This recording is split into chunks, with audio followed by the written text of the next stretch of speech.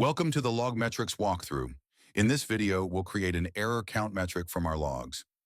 Let's begin by visiting the Logs Explorer page to identify fields related to our error logs.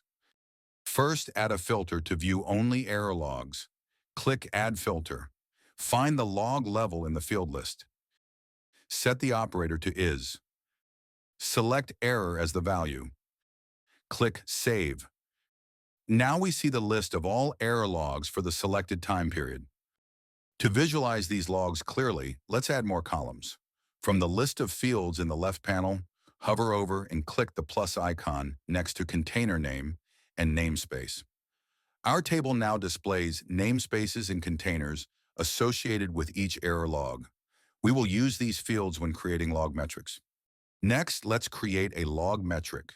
Hover over the logs icon in the navigation menu and select Log Metrics. Click New Log Metric. Add error count in the name input field.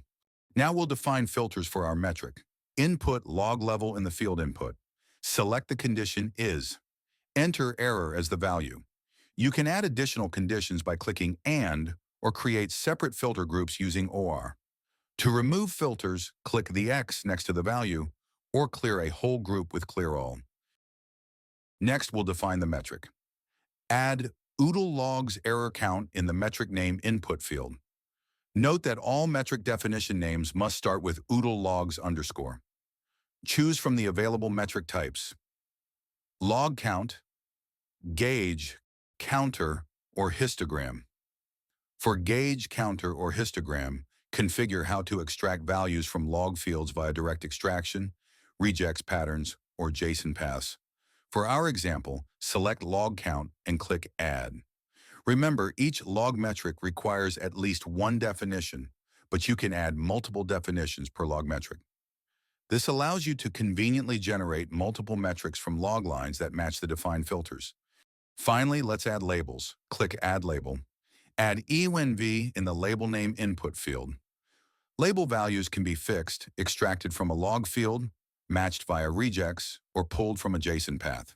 For our first label, we'll use a fixed value. Add dev in the value input field and click Add. Let's add another label extracted from a JSON path. Click Add Label again. Input container name in the label name input field. Select extract value with JSON path. Input pod labels in the log field value input field. Input app in the JSON path input field.